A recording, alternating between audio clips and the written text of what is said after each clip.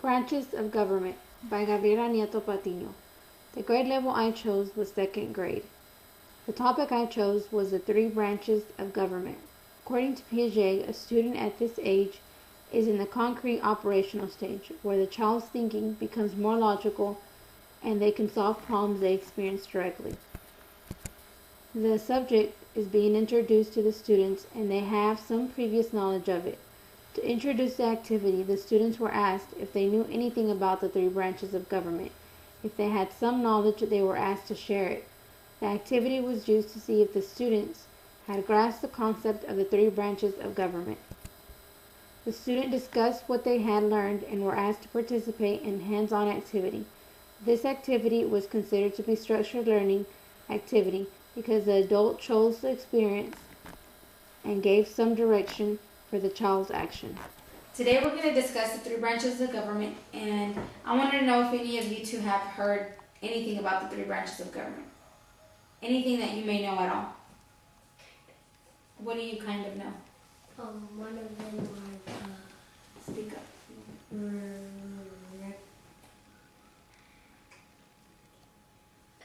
Legislative, executive, and judicial. Judicial. You know all three of them? Okay. And do you know what they do or no? Okay. Well, the three branches of three branches. And the reason the government has those three branches is because they want to divide the power into three people. They don't want one person just to have the power. So they divide it among three people. And the delegates at the Constitutional Convention are the ones that made these three branches. And they're divided into three federal government branches, and they are the executive, legislative, and judicial branch. And each one of them is in charge of something. Each one of them is in charge of doing something, and the reason they did that is because they didn't want just one person to have power. Because if one person has power, that's called a dictatorship. And dictatorship means that one person overrules everything. Nobody has a say-so. Nobody can vote on anything. You know how we vote for laws to be passed?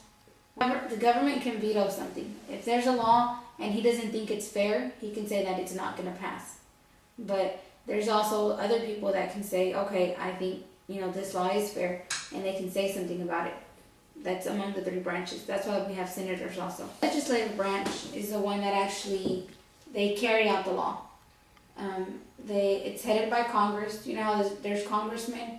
Okay, well, the congressmen are the ones that are like in charge of the legislative branch. Which has the senators. You know how each state has senators? Okay, well, they're involved in the legislative branch. And the main thing that they do is that they make the laws. The legislative branch is the one that makes the laws. The legislative branch also says how our money is used. You know how we pay taxes and everything every year? Well, the taxes that we pay every year, they say where it goes. They say what that money is going to be spent on and how it's going to be used. And there's also the judicial branch. And the judicial branch, does it sound like something else? Like, what do you... Judge. Yeah, judge. Judicial, you think of judge, right? Well, the judicial branch is headed by the Supreme Court. They're the ones that are in charge of the judicial branch of the Supreme Court. Okay, Danny, what I want you to do, or Jeremiah, I want one of you to name me the three branches of government. Judicial branch, and the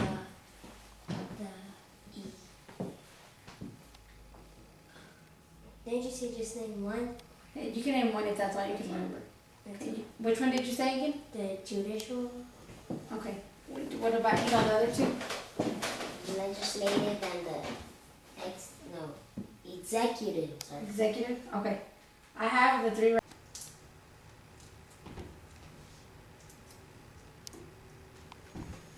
Okay, now, Jeremiah, I want you to get one from there, and I want you to tell me which one of those is a duty that the executive branch is in charge of.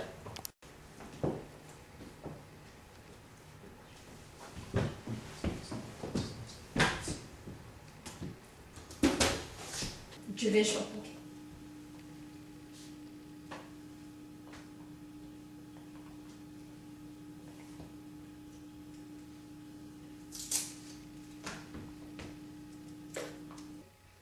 Okay, headed by the Supreme Court. Do you agree with that, Jeremiah? Yes. Okay.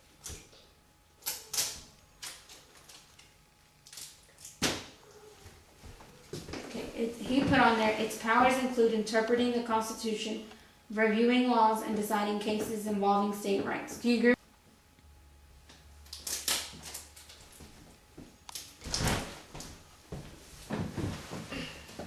Now, Danny, can you go up there and pick another task that they're in charge of doing?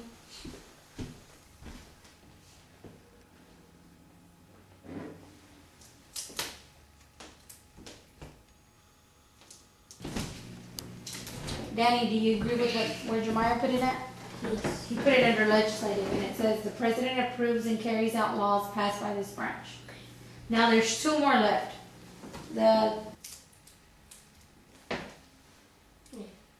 The main two, the main task of these two bodies is to make the laws.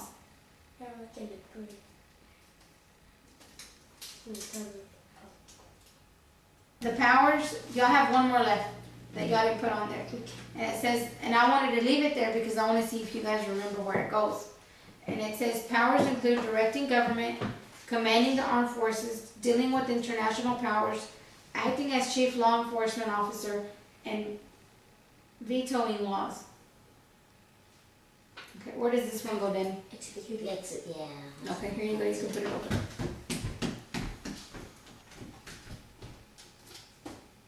Alright, yes, correct. Okay, and even though the president's the main one, right? Because he's the one that runs the United States. But without the judicial and the legislative, the president couldn't run the presidency the way he does, because he needs their help also. And who can remind us why they have three branches and not just the president? It's to make sure like they don't overpower. To make sure that they don't overpower us. Jeremiah, can you think of another reason? Because they want three people to have power over us instead of one, because that'd be called I forgot what it was called. It started with the D. Dictator.